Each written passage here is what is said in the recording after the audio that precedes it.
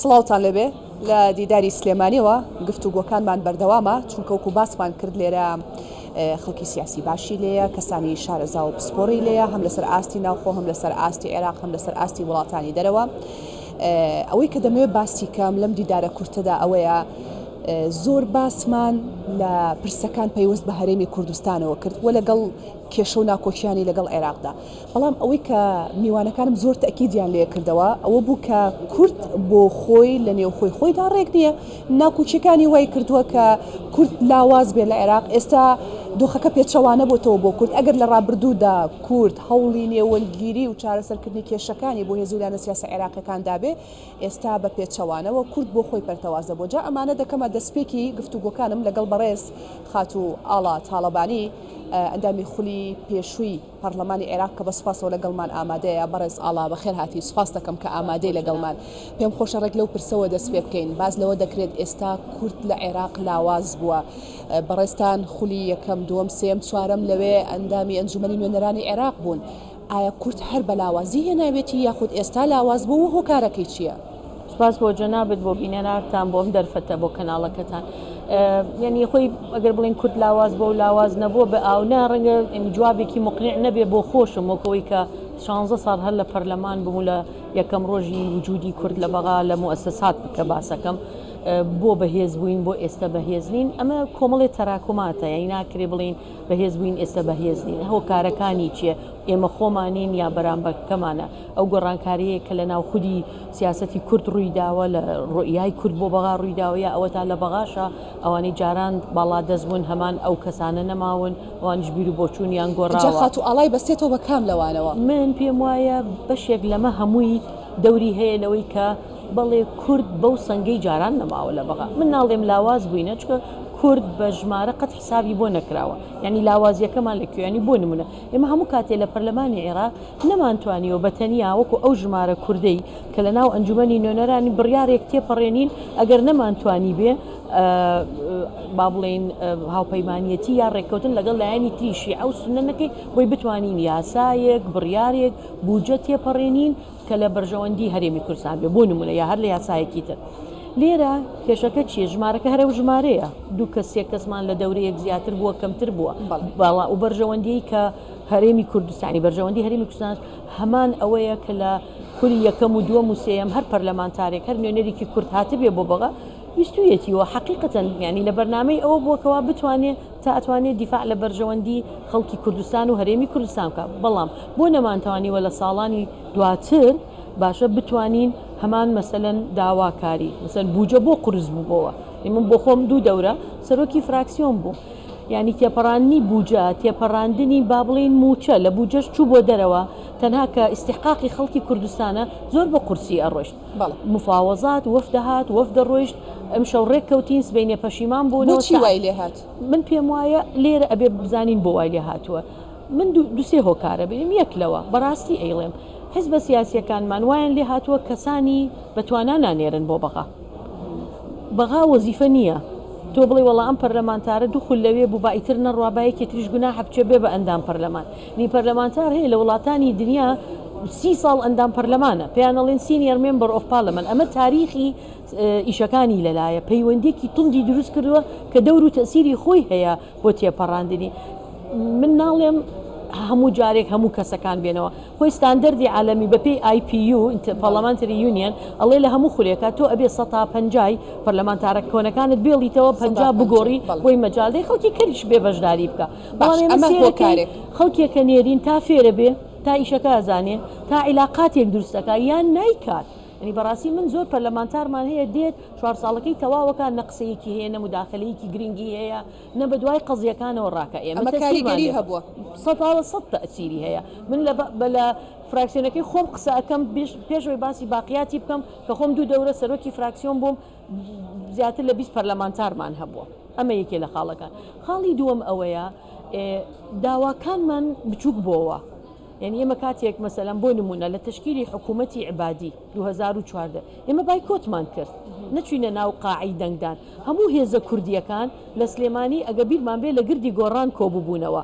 ئێمە چاوەڕێمان بزانین مووقفی کورد چییە، ئەنجا بڕۆینە ژوورەوە. لە پڕ پێمان یاوت ڕێککەوتن کرا بڕۆنە ژوورەوە. من باشە ڕێککەوتنەکە ئەساسی داواکانمان چیە نامەیەک بوو بۆمان یان نرد نامەکەمان ڕاکێشا چوینە ژوورەوە من نامەکەم خوێندەوە لەگەڵ سەرۆکی هەر سێ چوار فراکسیۆنە کوردیەکە وەستاین وتمان ئەمە داواکانمانە ئەگەر ئەمانە جێبەجێ نەکرێ مەسەلەن بۆ نمونە لە 3 مانگە ئەگەر مادەی 140 جێبەجێ نەکرێت لە ئەوەندەیە مانگە ئەگەر مەسەلەی هێزی پێشمەرگە جێبەجێ نەکرێت یەکدەنگ بوو مەبەستم ئێمە ئەکشینەوە لە عەمەلی سیاسی بالضبط یەکێ لە شتەکانمان ئێمە یەکدەنگ بووین نامەیەکمان خوێندەوە نامەی هەموو هێزە کوردیەکان ئێستا کورد لە هەموو کات زیاتر حزبە سیاسیەکان زیاتر لە یەک ڕایان هەیە ئەنجا پەیوەندیەکان لە بەغا پەیوەندی حکوومەت و حکوومەت نەماوە پەیوەندی بۆتە ئەم حیزبە بەڕشکایی بڵێ مثلا یەکێتی پەیوەندی لەگەڵ هەندی حزبی شیعە هەیە زیاتر وەک لەوەی پارتی لەگەڵ ئەو حیزبانە هەیەی ئەمە تەسیری کردووە منیسە ئەم دەورەیە لە پەرلەمان نیم زیاتر وەکو مراقبەی ئیشەکانەوەی کە تۆی بینی زۆر پەرتەوازەین لە بەرامبەرەکەشمان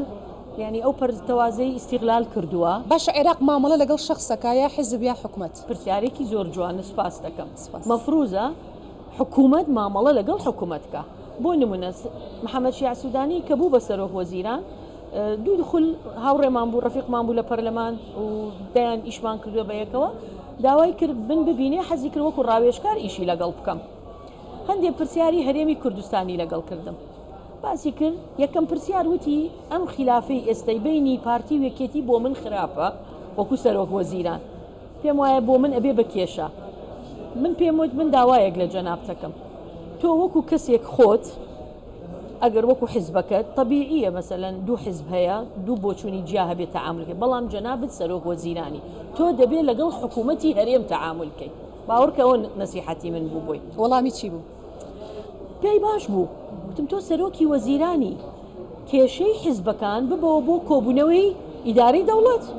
بڕۆرەوە بۆ کوبوونەی ئیتاری شیعی بڵێ کاکە ڕێگنەکەوتنی پارتی یەکێتی تەسیر لە ئیشەکانی منەکە بۆیە داواتان لێکم با حیزبە سیاسیەکان کێشەی حیزبە کوردیەکان یەکلایی بکەنەوە تۆ سەرۆک وەزیرانی لە کوردستانیش سەرۆکی حکوومەتی هەرێمی کوردستانەیە مامەڵی تۆ لەگەڵ سەرۆکی حکوومەتی هەرێمی کوردستانە ئەگەر بەو شێوازە بێت ئەگەر وا بڕوات تەمان چونکە ئەوەی تر مامەڵی شەرعیە خاڵێکی تر داوام لێ کردوتم تۆزێ لە خەڵکی کوردستان نزیک ببەوە کاتێک سەردانی کوردستانەکەی مەرج نییە تۆ بەس بچی حیزبە سیاسیەکان ببینی داوا بکە کۆبوونەوە لەگەڵ خەڵکی شارەکان بکە با نخبەی خەڵکەکەشت بۆ کۆ بکەنەوە بۆی تۆ گوێت لەوە بێت کە خەڵکی کوردستانیش چ داوایەکی هەیە زۆر باشە خاتو ئەڵا با بچمە سەر پرسێکی دیکە لەو ماوەی ڕابردوو بینیمان دادگای فیدراڵی چەندە دەستی برد بۆ هەندێک پرس کە لە ڕووە یاسایەکەوە دەوترێت ئەمە دادگای فیدراڵی پرسی دادگای فیدراڵی و نابێت دادگای فیدراڵی یەکلای بکاتەوە بەڵام بینیمان لە بەرامبەر دەستبردن بۆ پرسانە نەکرد دەستی بر بڕیاریشیدا قسەی بەڕێز ئاڵا تاڵەبانی چێ لەسەر بڕیارەکانی دادگای فیدراڵی باشە من پێم وایە ئەوەلەن ئێمە خۆمان بەشێک بووین لە دروستکردنی ئەم دادگایە دەورەی پێشوو بوو ڕایەک هەبوو کە یاساکە بگۆڕین ڕایەکیش هەبوو کە تعدیلێ بکەین و ئەم بەڕێزە دادوەرانە بێنین ئێمە کێشەمان نەبوو کێشەی ڤیتۆی کوردمان هەبوو لە بڕیارەکان و بە نەتیجە پارتی و یەکێتی با بڵێن ڕێککەوتین و هەر کەسمانیش دوو کەسمان دەستنیشان کرد کە بوونە ئەندامی ئەم دادگایە ینی بۆی بەوازەحی بڵێ ئەم دادگایە تا ماوەیەک پێم وانە ئێمە وەکو کورد بەگشتی و حتا وەکو حیزبی کوردیش کێشەمان هەبوو بێگێ ئەم بڕیارانی ئەم دوایە ئەگە پرسیارم لێ بکەیت من جایانەکەمەوە بۆ نمونە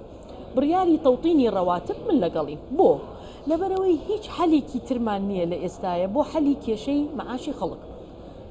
ئێمە هەمووان ئەبێ ئەتیراف بکەین لەوەی نەبوونی ڕاتب نەگەیشتنی موچە بە 2-3 مانگ موچەیەک تەسیری خۆی کردووە لە خەڵک و بە نەتیجە تەسیری بەڵام لە بەرامبەر تەوتینا هەژماری من هەیە لە هەرێمی کوردستان من ئێستا پێتەڵێ من داوا ئەەکەم وەکو ئەوەی خیبرەی چەند ساڵم هەیە حیزبەکان ی کوردستان و حکوومەتی کوردستان لە مەسلەی تەوتین نەترسێ بەعکسەوە بیکا بە مۆزوعی خۆی چۆن ئەو هەژماری من هەیە تەوتینی ڕەواتب بیکا بە مەزوعی خۆی من هەست ناکەم حکوومەتی کوردستان نەک حکوومەت حیزبەکان لەوە بترسێن ئەگەر خەڵکی کوردستان ئیتر معاشەکەی لە بەغاوە بۆ ئینتیمای بۆ کوردستان و بۆ حیزبە کوردیەکان نامێنێ هیچ وان نییە ئێمە بە نەتیجە کوردستان خەڵک لە کوردستان دەنگ بە حیزبە کوردیەکانەدا خەڵک دەنگ بە سوودانی نادا لە بەرەوەی معاشی ئەداتێ لە بەغاوە ئەمە بۆچوونێکی ڕاست نییە بۆیە من داوا ئەەکەم حیزبە کوردیەکان خۆیانەکە بکەنە خاوەنی تەوتین لەگەڵ مەسلەی هەژماری من ئەمە هەموو یەک پاکێج ڕێکی بخەن هەوڵ بدەن مەسلەی ڕاتب حەلکەن چونکە ئەمەی ئێستاش لە بەغاکرا ئەم دوو ڕاتبە هاتووە ئەمە حەلێکی کۆتایی نییە کاتیە بەڵێ کاتیە ئەم مۆزوع سەر هەڵەدات و ئەمە یەک دەینە سەر بڕیارەکانی تر کە لە بەرامبەر بە کورتی بۆم باسکی سوپاس دەکەم من پێم وایە ئەو بڕیارانە هیچ لە ساڵحی هەرێمی کوردستان نییە من واقع قساکەم من پێم وایە تەوتین حەلێکی باشە بۆ ئەوەی کوردستانیش لە مەسلەی موچەیە ئیتر ڕزگار بێت بەڵام بۆ نمونە تۆ بێ کۆمیسیۆن لە بەغاوە بێت تۆ بێ قانونی انتخابات تشریعە يعني محكمة حاديئيشي تفسيرها أو خالي قوريوة الله أما دي أقوري أما دي تشوني مثلا إلغاء كوتا بو إلغاء ببيت من خوم لقل كوتام بو جن لقل كوتام بو كمندام لقل كوتام بغاتشان هو ماندا كوتاي تا كردي فيلي ماندانا أي بو لكردستان أبي لقل كوتا نبيل أما يعني نابيت لقل نبيل دوام من لقل ونيم هي أي قضائي بغا إشرافي برلم انتخابات كردستان بكا كردستان خوي هي قضائي مستقلي خوي هي بويا قرارات محكمة اتحادي لو بشي كوا تقويزي تصالاتي هندي مؤسساتي كردستانك من بيموايا تجاوز لسر تصالاتك كاني هريمي كردستان الله خان كوتا برسالم رقبتها هندك بتمنى وردكاري وچونك لدى سبيكاوتا من دخول سروكي فراكسيونا كم بوم استش هرالي فراكسيونا كم بفراكسيوني ناوتم فراكسيون بوم كأوسع بتأكيد من كاتي يكيتي بومو اندامي سركدايتي بوم ودخل سروكي فراكسيوني يكيتي بوم والله من اسل دروي يكيتي نشتماني كردستان كسيكي بلا لدروي يكيتي شلون بينيت بداخوا او يكيتي من مراقبهم بلي انا بداخوا يعني مواقع يكيتي سقط او يكيتين كاتيك كايما ايشمان تياكل هواي سركوتني ام بو خوازم بو غرينيه ايمي تيابين كي اي باب الريوه بي باب الريوه بلان بمرجك لو مبادئ ماندوبونو او قربانيه وخباتو او برنامج درنه كاتي خوي كيكيتي لسر اساسي دروس بو هستكن درت شويه برولادان دروات بتاكيد هوكار هي حتما هوكار زورا بلام يتر هوادارم من اليوم هوادارم لوري روا بروا وهر دەستخۆشی لە هەر کەسێک شەکە ئەگەر بچێتەوە سەر ئەو ڕێڕەوەی کە ئاڵا تاڵەبانی پێشتر ئیشی تێدا کردووە دەگەڕێتەوە ناو یەکێتی والله من خۆم زۆر مرتاحم ئێستا کەسێکی بێلایەنم لە هەموو لایەکان نزیکم هیوادارم ئەو خیبرەی هەمە بەسوود بێ بۆ پرۆسەی سیاسی چ لە بەغدا و چ لە هەرێمی کوردستان ڕێکخراوێکی ناحکومی دیموکراسیم هەیە ئیش لەسەر ژنانەکەم زیاتر الحەمدولله دەستەکانە خۆش بێ بەڕێز ئاڵا تاڵەبانی ئەندامی خولی پێشووی پەرلەمانی عێراق گەلێک سوپاس کە ئامادە بووی لەگەڵمان سپاسی ئێوە بەڵێ بەڕێزان دەگەڕێمەوە لای هاوکارانم سپاس بۆ ئێوەش